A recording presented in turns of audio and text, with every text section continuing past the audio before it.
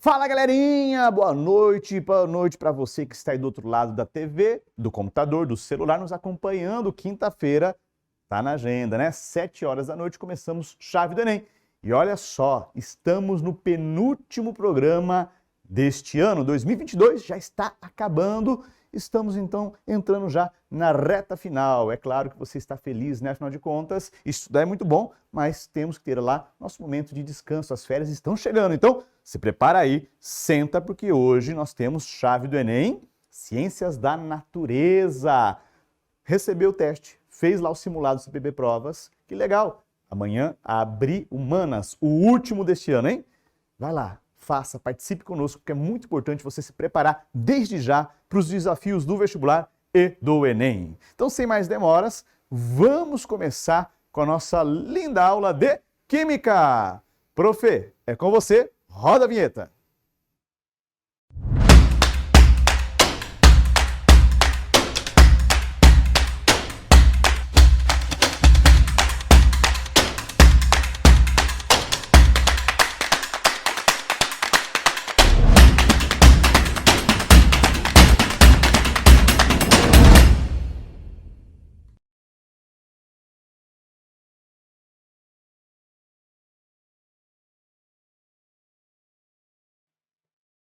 Boa noite, pessoal, tudo bem? E aí, estão prontos para o nosso último Chave do Enem, na disciplina de Química?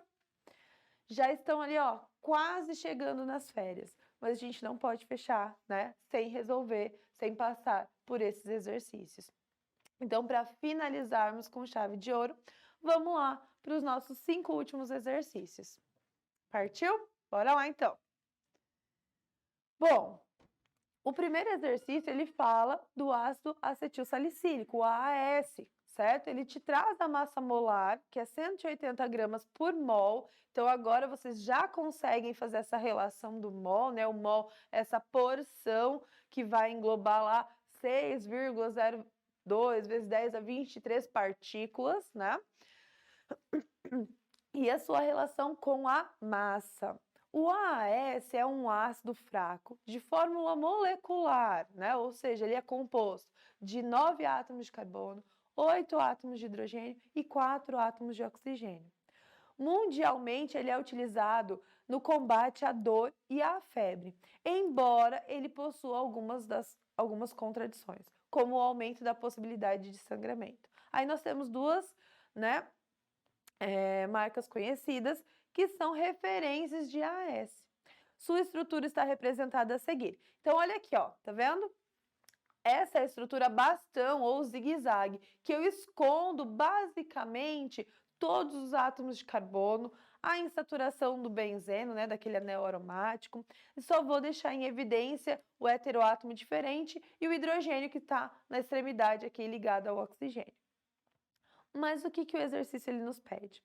Ele fala assim, se cada comprimido contiver 100 miligramas de AAS, um indivíduo que tiver ingerido 5 comprimidos terá consumido, e aí ele tem as alternativas. Então, nós queremos saber a quantidade e o que ele vai consumir, né, se ele ingerir 5 comprimidos. Bom, ali tem algumas alternativas, mas vamos pegar as informações básicas para começar o nosso cálculo? Eu voltei sem querer, vamos lá. Aqui, ó. Um comprimido tem 100 miligramas de AS. Mas nesse caso, a pessoa ela não tomou um. Quantos ela ingeriu? 5. Então, ingerindo 5 comprimidos, quanto de AS ela vai ter no organismo? Quanto de AS ela vai ter ingerido? Então, uma regra de 3 muito simples. Ó, eu coloco semelhante embaixo de semelhante e o que eu não sei deixei em vermelho, tá? E também as unidades. Então, faço ali uma regrinha de 3, ó, vou multiplicar cruzado, certo? Vou ter ali que x, né? Porque 1 vezes x, é igual a 5 vezes 100, certo? Nesse caso, eu vou ter que x é igual a 500 miligramas. Então, se eu ingerir 5 comprimidos de AS, eu vou estar ingerindo 500 miligramas desse composto. Feito isso, eu consigo fazer um outro cálculo.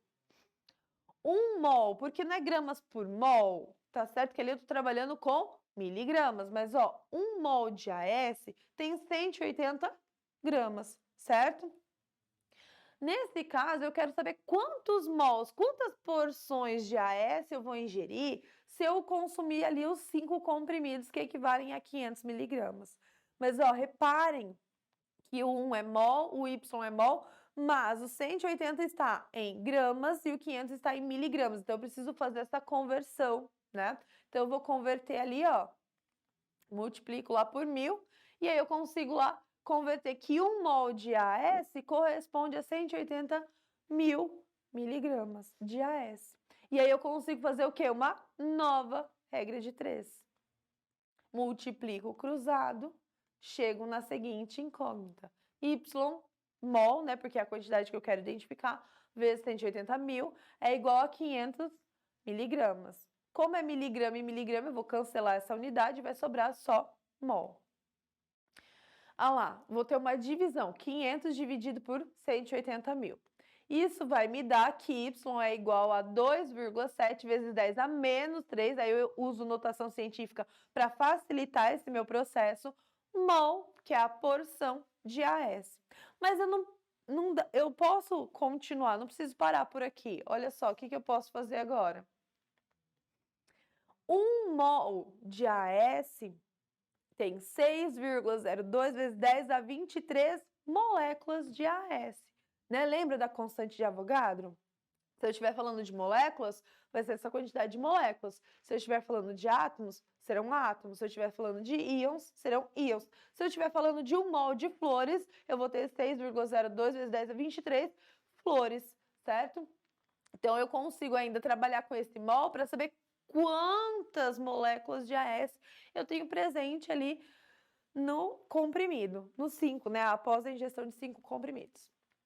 Então, se eu tiver 2,7 vezes 10 a menos 3, né, mols de AS, eu tenho quantas moléculas de AS no meu organismo? Então, eu consigo fazer isso, ó. Faço uma regra de 3, multiplico, né? Então, 2,7 vezes 10 a menos 3 vezes 6,02 vezes 10 a 23. Por que nós colocamos na notação científica? Porque eu consigo fazer, né, a multiplicação do 2,7 por 6,02 e depois eu vou fazer a multiplicação aqui das bases, né, da base 10. Então, isso facilita. Chegando ali num resultado que eu vou ter 1,67 vezes 10 a 21 moléculas de AS. Então, ao ingerir 5 comprimidos, eu vou ter essa quantidade de moléculas de AS no organismo. E aí, se nós voltarmos para a nossa questão, ó, a letra E, ela nos dá exatamente isso. A letra A, ela fala 500 gramas, na verdade são 500 miligramas, né? Litros, quando a gente determina o volume, quando eu estou trabalhando com gases, e aí, né, eu vou determinar quantos litros desse gás eu vou ingerir, né?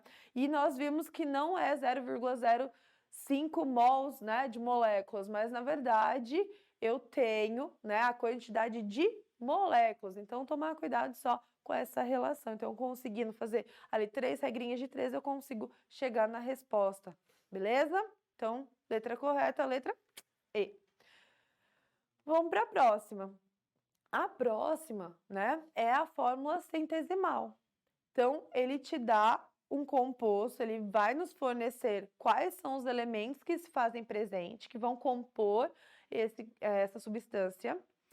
E, a partir daí, eu vou determinar qual é a fórmula mínima desse ácido. No caso, é um ácido. Então, ele fala assim, ó, certo ácido orgânico apresenta a fórmula centesimal C, 26,7%. Então, de toda, né, a substância de carbono, a massa, né, o que corresponde ao carbono, vai ser 26,7%. Hidrogênio, 2,2%. E oxigênio, 71,1%. Somando tudo isso daí vai dar 100%, porque é a minha substância, a minha molécula fechadinha, tudo bem? Aqui tem as opções, mas nós precisamos determinar aí qual é essa fórmula mínima. Então, vamos lá. Eu prefiro separar assim, acredito que facilite, né, para até pegarmos a prática de resolver. Mas eu tenho lá carbono, 26,7%, certo? Então, nesse caso, ó, o carbono, eu tenho De 100%, vamos supor que eu pegue 100 gramas desse composto, 26,7 gramas corresponde a quem? Ao carbono. E aí eu pego essa massa referente à porcentagem, divido pela massa molar do átomo de carbono. Então, 1 mol de carbono tem 12 gramas. Então, eu pego 26,7, divido por 12, e aí eu chego, né, no 2,2. Vou fazer a mesma coisa para o hidrogênio. Eu vou pegar essa porcentagem e dos 100% que eu tenho, ou seja, das 100 gramas que eu tenho desse composto, 2,2 gramas corresponde ao hidrogênio. E qual é a massa do hidrogênio? A massa está lá na tabela periódica, eu consigo consultar sem problema algum, que é 1 grama por mol. Então, se eu pego 2,2 divido por 1, eu vou ter também 2,2, certo? E por fim, eu vou fazer com o oxigênio. Se eu tiver mais componente, eu vou fazer com todos que vão compor a molécula. Como nesse caso só tenho 3 elementos, né, que é o carbono, hidrogênio e oxigênio, então eu fiz 3 vezes. Ó, vou lá. 71,1, né, que é porcentagem, só que agora ele pensa da massa em gramas, no 100, né, no total ali, 100%, 100 gramas. Vamos fazer essa relação. Vou dividir pela massa molar do oxigênio. Então, 1 mol, uma porção de oxigênio, equivale, né, vai ter ali de massa 16 gramas. Então, ao fazer essa divisão, eu vou chegar nesse resultado, 4,4. Feito isso, eu vou identificar qual é o menor valor de todas essas divisões. E o menor deles é 2,2, né, que apareceu tanto no carbono quanto no hidrogênio. Nem sempre, né, você vai ter 2 iguais e um diferente. Às vezes você vai ter os 3 diferentes. Então, você pega sempre o menor valor, ok? Nesse caso, então, eu vou pegar a razão que deu dessa divisão do carbono e dividir pelo menor valor, que no caso é o valor que também deu para ele. Então, 2,2 dividido por 2,2, eu tenho a razão de 1. Faço a mesma coisa para o hidrogênio. 2,2, que foi o valor que eu consegui, divido pelo menor, que é o 2,2, e vou ter a razão de 1. E vou fazer isso, ó, com o oxigênio, tá vendo? Ó, 4,4, que foi o que eu encontrei na divisão, e vou dividir pela razão menor. Então, eu vou ter ali o 2. Então, o que isso me diz, tá? A partir disso, eu sei que eu vou ter um átomo de carbono, um átomo de hidrogênio para 2 átomos de oxigênio para compor essa substância, certo? Essa molécula. Então, ó, 1 e 2. E agora é só eu pegar todas essas informações e propor a estrutura, né? Propor a fórmula molecular mínima. Então, olha lá. Carbono 1, eu não preciso colocar o número 1, né? O número 1, ele é subentendido quando eu coloco o símbolo do elemento, então isso já representa que eu tenho a presença daquele elemento. Mesma coisa para o hidrogênio, não preciso colocar o número 1 aqui embaixo, o símbolo já me diz isso. Agora, se eu tenho mais que 1, eu preciso colocar, eu preciso identificar quantos, né? Então, o oxigênio eu tenho 2, então eu preciso colocar. Chegando, então, na nossa fórmula mínima. Agora, nós vamos voltar para a questão para identificar qual a alternativa que eu vou ter. 1 carbono, 1 hidrogênio e 2 oxigênios. Eu espero que vocês tenham conseguido fazer esse exercício, tá? Qualquer dúvida, reveja o vídeo depois, né? Dá uma lida no material, dá uma pesquisada em exercícios também parecidos lá no CPB, para vocês praticarem essa parte da fórmula mínima, ok? Então, se eu olhar aqui nas respostas, ó, que eu tenho 1 carbono, 1 hidrogênio e 2 oxigênios, é a letra A. Tudo bem? Pegando aí, tomando uma aguinha, respirando, vamos para a nossa terceira questão. A nossa terceira questão, ela fala sobre a vitamina C. Então, a vitamina C é uma substância muito importante para a manutenção da saúde, do nosso sistema imunológico. Essa molécula de massa molar, 176 gramas por mol. Então, ó, reparem que agora massa molar vai fazer parte do vocabulário de vocês, né? Essa relação de massa por quantidade, né, de matéria, então gramas por mol, né, por essa porção, ela faz parte agora, né? É constituída por átomos de carbono, hidrogênio e oxigênio. Tá ali, ó, carbono, hidrogênio e oxigênio. X, Y, Z. Por quê? Porque é isso que eu vou descobrir. Partindo da onde? Agora não vai ser da fórmula centesimal, vai ser da fórmula mínima. Então, a fórmula mínima é o mínimo que eu consigo chegar ali para formar esse composto, certo? E aí, aqui as alternativas. Então, qual de fato é a fórmula da vitamina C? Primeira coisa, vitamina C, massa molar, isso é muito importante, né? Então, quando eu destaco aqui, destaquem também nos exercícios de vocês, porque todas essas informações, elas vão nos ajudar, tá? E aqui a fórmula mínima. Peguei a informação, extraí, coloquei aqui. Fórmula mínima. C3 quer dizer que eu tenho 3 átomos de carbono, 4 átomos de hidrogênio e 3 átomos de oxigênio para compor, né, a fórmula mínima da vitamina C. Se eu fizer a massa molecular, calcular a massa da molécula, então quantos átomos de carbono eu tenho? 3. Qual é a massa, né, molar do carbono? 12 gramas para cada mol. Como nessa molécula, né, nessa fórmula mínima, eu tenho 3 átomos, então eu vou fazer essa multiplicação. 3 vezes 12. Então, eu tenho 36 gramas para cada mol. Depois eu tenho qual átomo? O hidrogênio. Só que agora eu tenho 4 átomos, certo? Cada átomo de hidrogênio tem massa molar 1 grama para cada mol, certo? Então, multiplicando 4, eu tenho 4 gramas por mol. E por fim, o oxigênio. 3 átomos, cada átomo tem 16, né, tem massa 16 gramas por mol, então eu tenho um total de 48 gramas por mol. A fórmula mínima da vitamina C é o composto, ó, ele é formado de 3 carbonos, 4 hidrogênio e 3 oxigênios. Então, a massa dessa molécula, né, a massa mínima dessa fórmula mínima, tem que ser a soma de tudo que eu tenho, né? A massa molecular é tudo que eu tenho que vai formar a molécula. Então, eu vou somar 36 mais 4 mais 48, e isso vai me dar ali uma massa de 88 gramas para cada mol. Isso da fórmula mínima. E aí, para nos ajudar, ó, eu peguei e fiz assim, ó. Eu tenho a massa molar da vitamina C, que o exercício me deu, 176 gramas para cada mol, certo? E a massa molar da fórmula mínima, 88 gramas por mol. Se eu dividir uma pela outra, eu tenho uma razão de 2. E isso vai me ajudar no processo, né? Então, o que vai acontecer aqui, ó? Eu tenho, na fórmula mínima, 3 carbonos, 4 hidrogênios e 3 oxigênios. Se eu pegar isso aqui e multiplicar por 2, que foi a razão que eu encontrei, quanto que eu vou ter? 3 vezes 2, 6. Então, 6 carbonos. 4 vezes 2, 8. Então, 8 hidrogênio. Oxigênio, 3 vezes 2, 6. Então, eu cheguei nessa fórmula aqui, ó. C6H8O6. Vou calcular agora a massa molar, porque a massa molar vai me comprovar se eu estou no caminho certo. Então, perdão, a garganta já tá assim querendo férias também.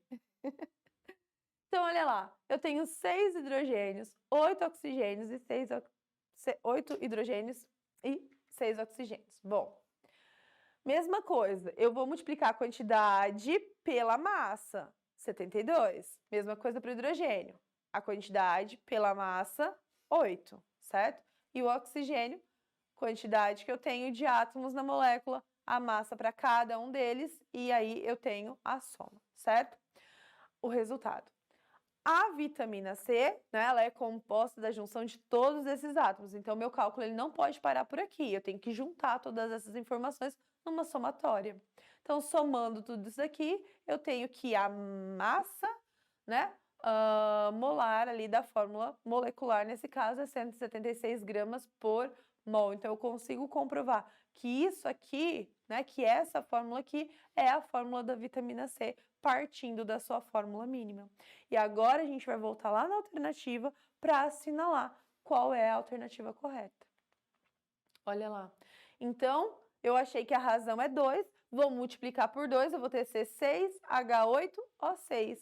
E a única alternativa que bate com essas informações é a letra D, certo? Se tiver alguma dúvida, volte, reveja, né? Tire suas dúvidas, aproveite, porque esse tipo de cálculo, essas informações, elas vão continuar, tá? Gramas por mol, a questão de mol, então vocês precisam rever, porque no segundo ano, no terceiro ano, a massa molar, ela se faz muito presente para todos os cálculos que vocês irão realizar, ok? Boa parte deles, né? A questão 4, ela já vai ao encontro da lei de Lavoisier. Então, qual é o princípio da lei de Lavoisier, né? Como que nós trabalhamos isso? Bom, Lavoisier foi quem descobriu uma maneira de sintetizar o salitre em grandes quantidades, o que possibilitou o aumento sensível na produção e utilização da pólvora. Para se obter o nitrato de potássio, um tipo de salitre, pode-se reagir cloreto de potássio com ácido nítrico. Eu quero também que, além disso, além de aplicar a lei de Lavoisier, vocês consigam, na hora que eu falo nitrato de potássio, que vocês consigam fazer a relação com o que é, né? É um sal, né? Ele fala, mas qual é a fórmula desse sal? Quantos eu tenho de cada um, tudo bem? Vocês precisam, né, continuar se familiarizando com isso, para não ficar só na nomenclatura. Ele traz aqui, tá aqui no exercício. Então, eu já vou olhar lá, esse aqui é o nitrato de potássio, esse aqui é o ácido nítrico, certo? Então, eu já consigo, para vocês já irem se familiarizando. Lavoisier também foi responsável por enunciar a lei da conservação de massa, também conhecida como lei de Lavoisier, porque tem aquela famosa frase, né, que foi romantizada: na natureza nada se cria, nada se perde, tudo se transforma, né? Quer dizer que numa reação química, os elementos que vão aparecer no produto são elementos que faziam parte dos reagentes, então nada vai se criar, não vai aparecer um elemento diferente. Nada se perde, quer dizer que a mesma quantidade que eu tenho de um lado, eu tenho que ter do outro, né? Tudo se transforma, quer dizer que numa reação química, uma transformação química, o meu reagente ele tem que ser diferente do meu produto, porque daí eu sei que houve um rearranjo desses átomos, aí eu sei que realmente aconteceu uma reação química.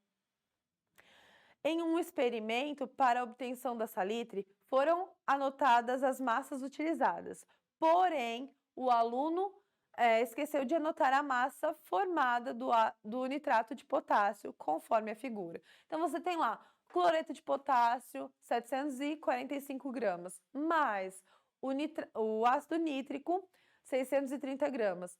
Quanto de nitrato de potássio? X, ele não anotou, mais 365 gramas de ácido clorídrico.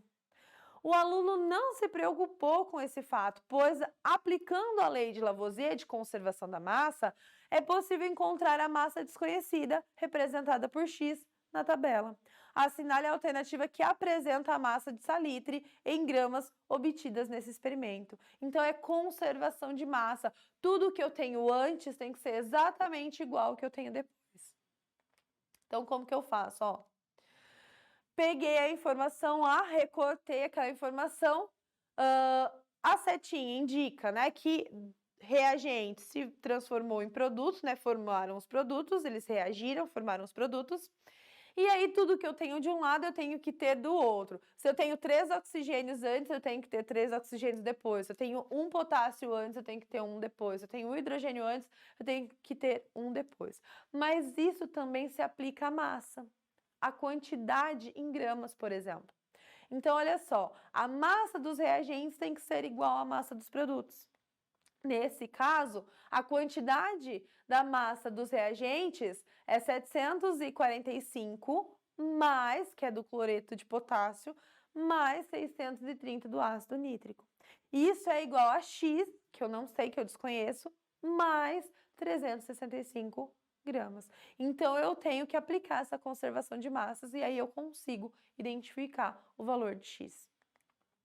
Fazendo isso, somando, eu sei que 1.375 é igual a X mais 365. Vou isolar o X, né? Quando eu isolo o X, eu vou ter 1.375 menos 365. Fazendo essa subtração, eu encontro o valor de X, que é 1.010 gramas, certo? Então, se eu somar 1.010 gramas mais 365, eu vou ter exatamente 1.375. Então, nesse caso, eu posso aplicar a prova real e comprovar que a massa dos reagentes é exatamente igual à massa dos produtos. E aí eu aplico, então, a lei de Lavoisier, a lei da conservação de massa. Tudo bem?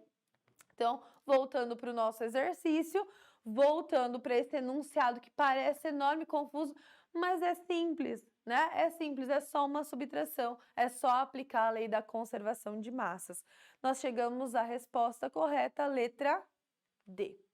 Lembre-se, se tiver alguma dúvida, né, busque o CPB que tem mais questões relacionadas ao tema, resolva mais exercícios, tire suas dúvidas, ok?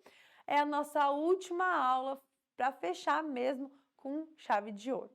E falando em último, nós vamos para o nosso último exercício, e não podia ser, né, outro além de uma questão do Enem que envolve radioatividade. Bom, garganta tá quase. Mas ela aguenta até o final. O último ela vai aguentar.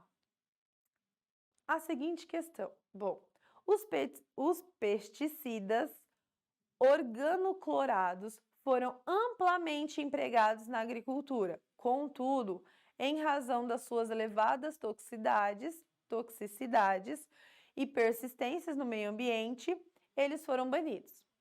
Considere a aplicação de 500 gramas de um pesticida organoclorado em uma cultura em que certas condições o tempo de meia-vida do pesticida no solo seja de 5 anos.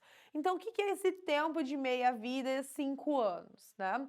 Então, quando nós falamos principalmente dos isótopos radioativos, da radioatividade, dessa emissão, dessa propagação de energia por meio dos átomos instáveis, essa liberação de energia, ela acontece por um tempo, né? Depois, a massa que emite essa energia, ela vai decaindo, né? Ela vai diminuindo pela metade. Então, você começa com uma quantidade, emitindo essa energia, emitindo esse tipo de radiação, né? Depois, você tem, passado-se um tempo, aí o tempo é diferente para cada elemento, você vai decaindo essa massa, né, pela metade. Então, ele quer saber quanto nós vamos ter, né, qual é a massa do pesticida no decorrer de 35 anos, ou seja, passados-se 35 anos. E aí será mais próxima de. Então, qual a alternativa correspondente, né? Então, quem já fez, já vai acompanhando aí o passo a passo. Se precisar, corrija, anote suas dúvidas, ok? Bom, então, vamos pegar as informações que eu preciso. A amostra que eu tenho, que vai participar, ela tem ali o peso, né, a massa de 500 gramas. O tempo de meia-vida, ou seja, o tempo que essa amostra ela vai perdendo, né, a matéria, é 5 anos. Então, ela vai decaindo a cada 5 anos. Só que ele fala, né, que ele vai, no processo geral, ele quer considerar ali passados-se 35 anos. Então, eu preciso determinar quantas meia-vidas, né, quantos processos de decaimento se passaram. Então, como que eu faço isso? Tá? É bem simples, é uma divisão bem simples. Primeiro, o tempo total. Olha, depois de 35 anos, então 35 anos dividido pelo tempo de meia-vida dessa substância. Então, se eu dividir 35 por 5, o valor vai ser 7. Então, eu sei que essa amostra vai passar ou passou por 7 decaimentos. Certo? Isso é muito importante, porque daí eu sei quantas meia-vidas, né, quanto decaimento se passaram. Aí nós temos a fórmula.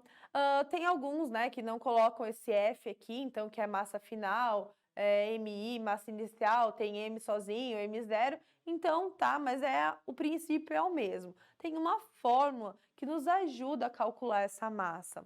Massa final, que é a massa após, né, os 7 decaimentos, ou os 35 anos, é igual à massa inicial, ó. A amostra tinha, a princípio, 500 gramas, certo? Então, é a minha massa inicial. dividido por 2 elevado a n ou elevado a x, tá? Não tem problema, desde que eu entenda quem é essa incógnita.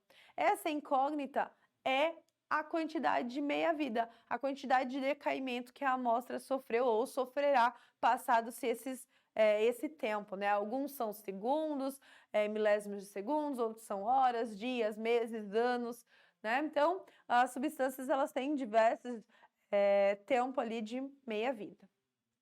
Substituindo todas as informações que eu não tenho a massa final, que é o que eu quero calcular, mas eu tenho a massa inicial, 2 elevado ao tempo de decaimento que passou ou que irá passar. 2 elevado à sétima, né, dá 128, a massa inicial dividido por 128 vai me dar uma massa final de 3,9 gramas. Então, após 7 meia-vida, né, 7 processos de decaimento, ou após 35 anos, das 500 gramas de amostra, certo? Eu vou ter ali 3,9 gramas que vão estar prejudicando esse solo, né? Esse pesticida ali que ainda pode prejudicar o meio ambiente. Então, nesse caso, a letra correta, né, é a letra A. Então, vocês podem, né, reparem que o exercício tirado do Enem, bem tranquilo, ele só vai usar o conceito de meia-vida. Então, a única coisa que eu preciso ter uma atençãozinha ali é para determinar quantas meia-vidas se passaram. Pode ser que não tenha se passado uma meia-vida completa, eu faço essa divisão para descobrir aproximadamente, certo? Mas, nesse processo, eu consigo, então, determinar, né? Nesse caso, ele usou um pesticida, mas eu posso usar um elemento radioativo ali para determinar, né? Alguns a gente conhece bem, né? Tem um Césio 137, é 30 anos, então ele tem 30 anos de decaimento. Então, passados-se 30 anos, a massa inicial ela decai pela metade. Metade deixa de emitir, né, essa radiação e a outra metade ela continua emitindo. Aí ela só vai deixar de emitir depois de 30 anos, aí vai sempre decaindo pela metade, né? Então, vai diminuindo essa massa. Tudo bem? Pessoal, então, a nossa aula, né, as nossas aulas encerram-se aqui. Eu espero que vocês finalizem esse finalzinho de ano, essa reta final com muito fôlego, força. Tá acabando, gente, tá acabando. Vocês vão descansar, o descanso merecido tá chegando, mas vão lá, continuem, persistam e bom descanso depois de tudo isso. Aproveitem com a família, com os amigos. E, quem sabe, até o ano que vem, né? Esperamos vocês. Abraço e tchau, tchau!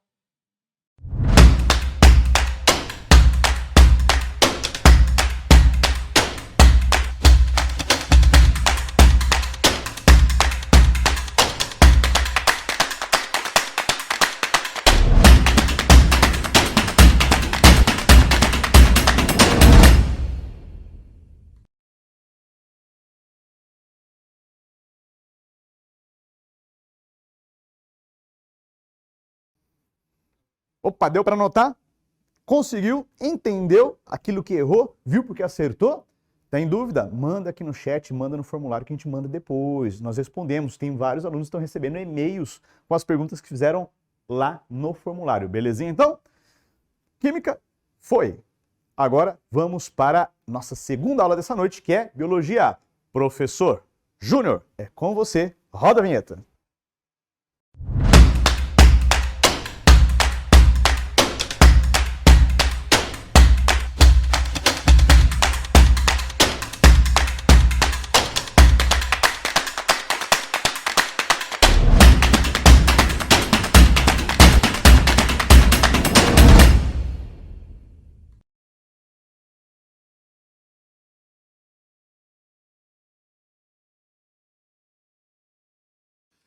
Fala galera, professor Nelson Júnior aqui mais uma vez, iniciando a nossa última noite de chave do Enem, que é sobre ciência da natureza, e nós vamos começar hoje com embriologia. Olha só que maneiro o tema hoje, hein? Sobre o desenvolvimento do embrião. Isso é maravilhoso.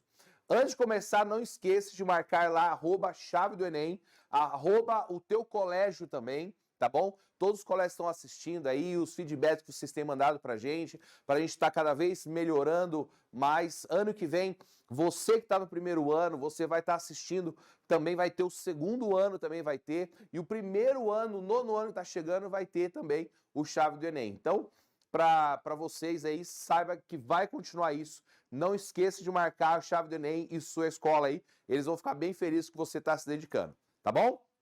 Então vamos lá. Embriologia, desenvolvimento do embrião. Aquele momento que acontece a fecundação, óvulo, espermatozoide, forma ali a sua primeira célula. Você era uma única célula e hoje você é trilhões de células. Então, esse desenvolvimento, a gente sempre procura estudar, porque além de cair muito em prova, é algo muito importante para você saber. Quando seu irmãozinho está para chegar, quando seu priminho está para chegar, quando você for papai daqui um bom tempo ali, você vai estar sabendo bastante coisa do que está acontecendo ali no útero, ou a gente chama vulgarmente na barriga da mamãe, né? Olha só essa imagem que interessante, tá? Você está vendo aqui que nós temos o desenvolvimento, tá vendo, ó? Desenvolvimento todo aqui, ó, tá vendo? Né? Lá das primeiras células até a 38ª semana aproximadamente. Um bebê, ele não pode passar de 42 semanas para nascer. É o limite máximo. A maioria dos médicos acaba tirando um pouquinho antes. Eu tenho um filho, o Bernardo, ele nasceu com 41 semanas.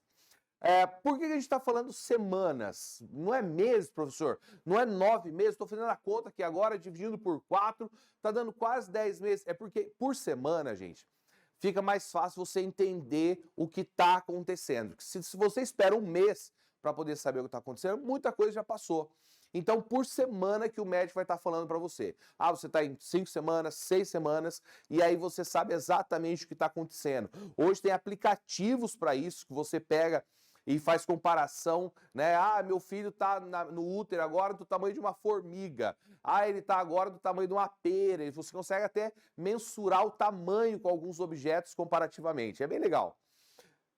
Mas aí, o que eu quero dizer para vocês aqui? Bom, você está vendo que começou ali, ó, tá vendo, ó, tá lá com 2 células. Então, na verdade, era uma célula, espermatozoide, óvulo, formou uma, e aí por divisão binária ele vai 1, 2, 2, 4, 4, 8, e aí sucessivamente. E aí, o desenvolvimento, ele vai acontecendo por semanas, como você está vendo ali. Tá vendo o embriãozinho ali que está mais amarelinho, daqui a pouco ele começa a aparecer os membros inferiores, superiores, até que fica aparecendo um nenenzinho mesmo. No começo é meio estranho, mas depois fica legal. Agora, olha só que eu quero chamar a atenção de vocês. Vocês estão vendo aqui? Essas faixas aqui, ó, tá vendo? Tem uma aqui que é um laranjado mais escuro, pelo menos para mim aqui tá laranja escuro, tá?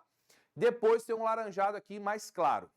Então é o seguinte, ó, se o bebê ele nasce nessa faixa alaranjada escura, significa que ele ainda não tem formado, por exemplo, nesse ponto tá meu dedo aqui, ó.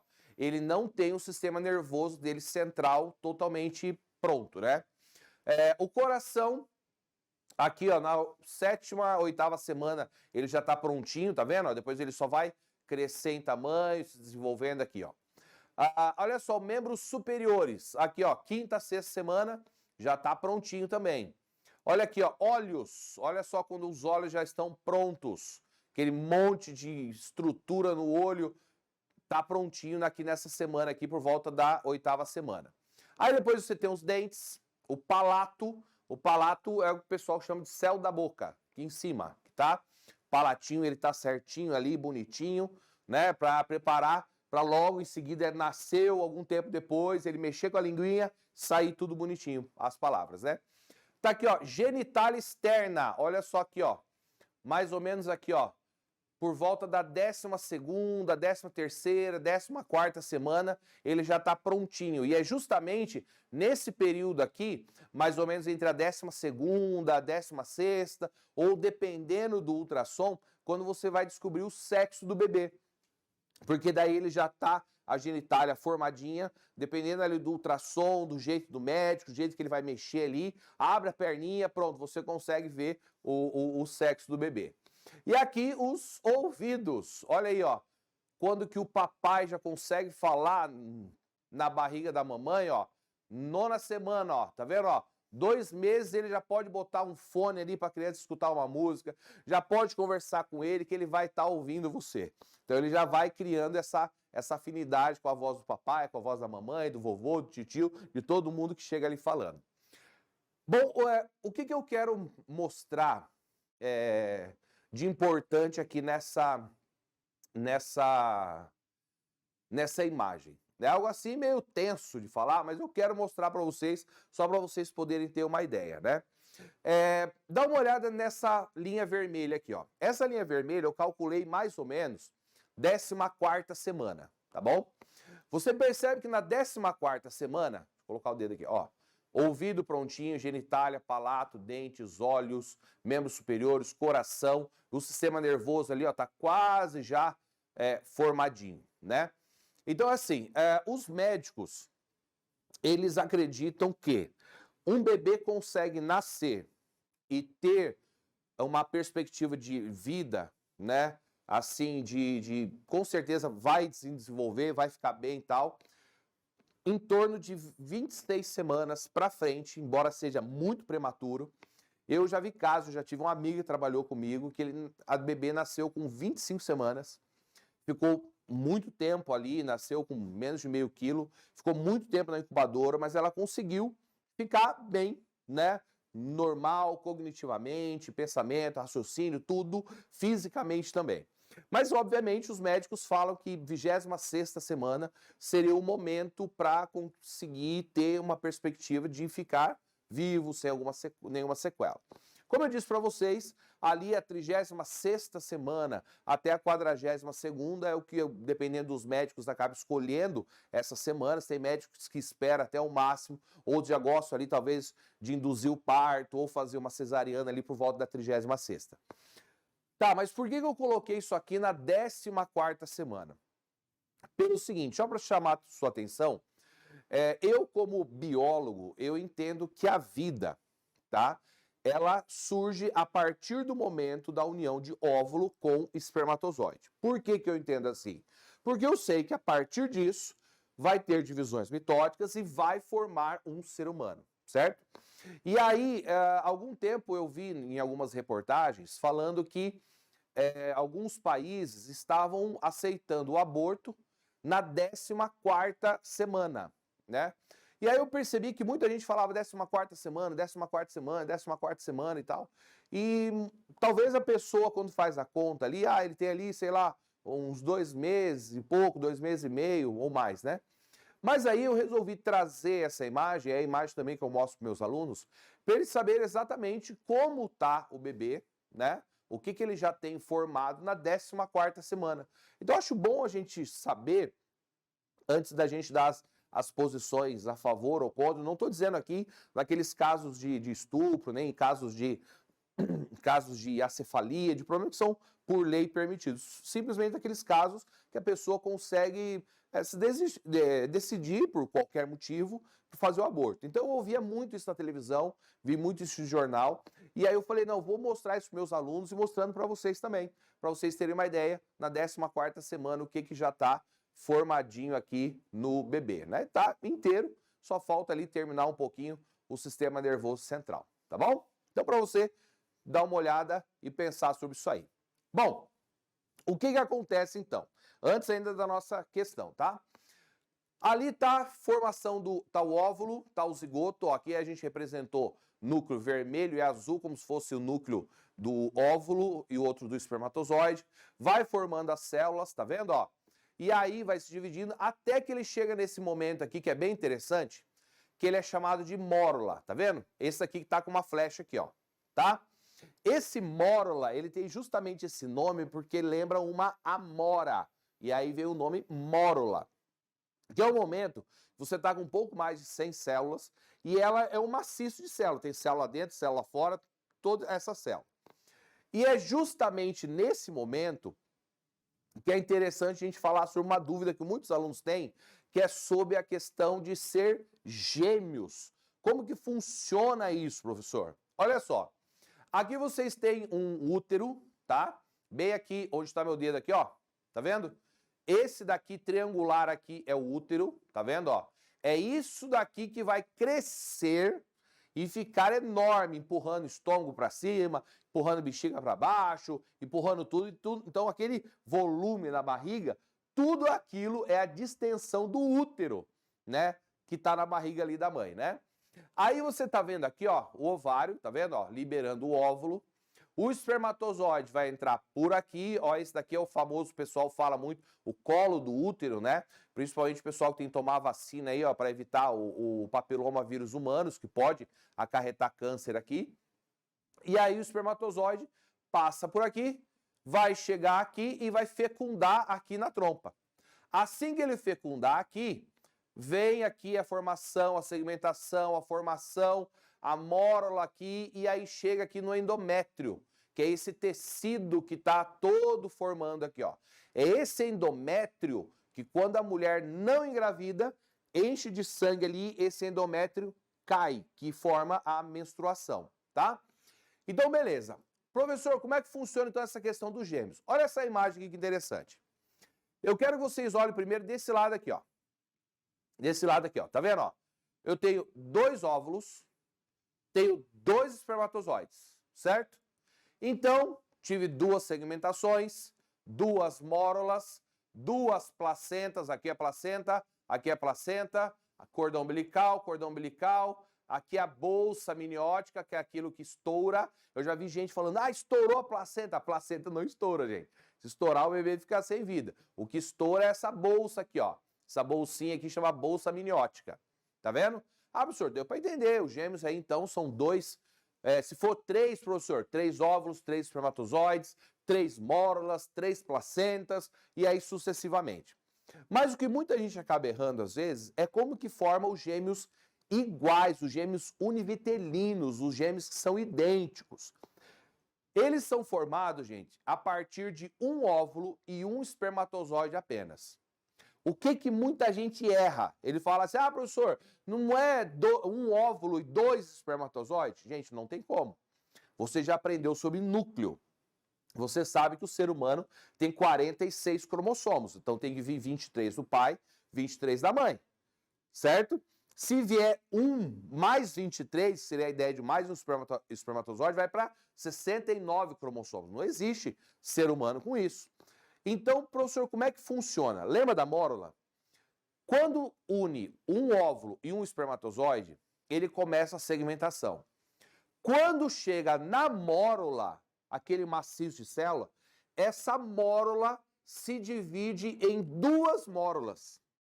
Por isso que diz que os gêmeos são geneticamente idênticos, porque eles vieram de uma mesma célula, foi dividido essas 2 mórulas, esses 2 amontoadinhos, e formaram daí 2 bebês. Só que olha só que interessante, eles vão compartilhar a mesma placenta e vão compartilhar a mesma bolsa amniótica, tá? A mesma coisa. A diferença é que cada um vai ter o seu cordão umbilical e em alguns casos você vai ter esse septo no meio aí, ó, separando, mas eles vão ficar bem juntinhos mesmo. Eu já vi fotos na internet, por exemplo, de ultrassom, que os 2 bebês vão ficando grandinhos assim, eles parecem um do ladinho do outro, parece que tá dando um beijinho no rosto assim, porque eles ficam bem pertinhos mesmo. Então lembra, se os gêmeos são bivitelinos, né, trigêmeos, quadrigêmeos, 5, por aí vai, cada espermatozoide, um óvulo. Se são trigêmeos, 3 óvulos, 3 espermatozoides, 3 mórulas, 3 placentas, 3 tudo. Se é univitelino, são iguais, então é um óvulo e um espermatozoide. E aí na mórula que eles vão se dividir para formar daí os 2 embriõezinhos ali. Beleza? Ficou claro isso aqui. Olha essa imagem aqui, é lindíssima, ó. Tá vendo? Fizeram uma representação artística, ficou ótima, tá vendo, ó? Do lado esquerdo aí da sua tela, você tem gêmeos univitelinos e do lado direito você tem gêmeos bivitelinos, tá? Ó, essa região aqui que ele representou, ó, seria o colo do útero, ó, tá vendo, ó? É esse colo do útero que ele vai se abrir, né? Ele abre, chega até em torno de 10 centímetros aproximadamente, que é mais ou menos o tamanho do crânio do bebê, né? Que ele abre para poder sair num parto normal. Ou cesariano, corta a barriga, chega até o útero ali, tá bom? Beleza. Ó, tá aqui, ó, esqueci de falar, tá aqui ó, a placenta, ó, tá vendo, ó? Onde que ela tá? Ela é bem vermelhinha assim, quando o bebê nasce, sai o cordão umbilical e depois o médico dá uma giradinha lá dentro, puxa ela, sai inteirona, assim, bem grande, tá bom? Beleza? Vamos para a nossa questão, então. Depois dessa introdução, que você já teve essa ideia do que é a embriologia, vamos para as questões. E aí tem um comentário entre uma questão e outra. Olha só, tá dizendo ali o seguinte. Nos insetos, de acordo com a presença de vitelo, são encontrados os óvulos do tipo. Bom, primeiro, o que é vitelo? Vitelo, gente, nada mais é do que um aglomerado, um armazenamento de proteínas, que vai fazer o quê? Vai fornecer nutriente para o embrião começar a se desenvolver. Aí o que você tem que lembrar, tá? Quando o indivíduo ele vem de um ovo, ele vai ter mais vitelo do que o indivíduo que tem cordão umbilical. Mas por quê, professor? Gente, pensa só. O bebê que tem cordão umbilical, ele vai sendo nutrido pela mãe, certo? Então ele vai ter pouco vitelo, só para ele começar a se desenvolver, depois que junta ali o cordão umbilical, né? Ou forma aqui o cordão umbilical, aí você tem a nutrição da mãe, beleza? Se é um ovo, por exemplo, uma galinha, ela não tem cordão umbilical, então ela tem que ter muito vitelo para essa proteína ser o suficiente para gerar um indivíduo, um filhotinho, já pronto para nascer. Né? Onde você vai ter mais vitelo, por exemplo, você vai ter mais proteína. Você tem, por exemplo, numa semente. Uma semente não tem cordão umbilical, então ela precisa de muita proteína para poder se desenvolver mais. Por isso que muita gente às vezes acaba trocando uma semente, né, a castanha do parado, caju da carne. Por quê? Porque tem bastante proteína também. Então vamos lá, ó. Aqui perguntou nos insetos. Aí você tem os nomes difíceis aqui, a gente vai ver eles. Olha só. Primeiro aqui seria no caso dos seres humanos. Olha só, o que está ali, o ovo que está falando, seria o zigoto também, tá? Ou o óvulo aqui no caso. Então, assim, o que você está vendo ali, que está no centro, bem vermelhinho, é o núcleo. E o que você tem laranjado em volta é o vitelo. Então, aqui você tem uma pequena quantidade de vitelo, que são esses indivíduos que possuem placenta, que possuem o cordão umbilical, que vai receber direto da mamãe ali, né, os seus nutrientes, tá bom? Então, ele é o oligolécito.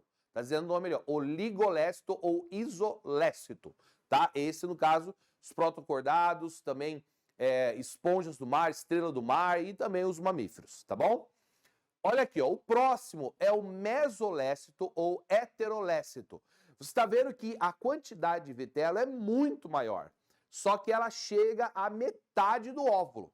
Viu isso? Está na metade do óvulo. Por isso que ele é chamado de meso, de metade, ou heterolécito, porque em cima de um jeito, embaixo do outro, mas a metadinha.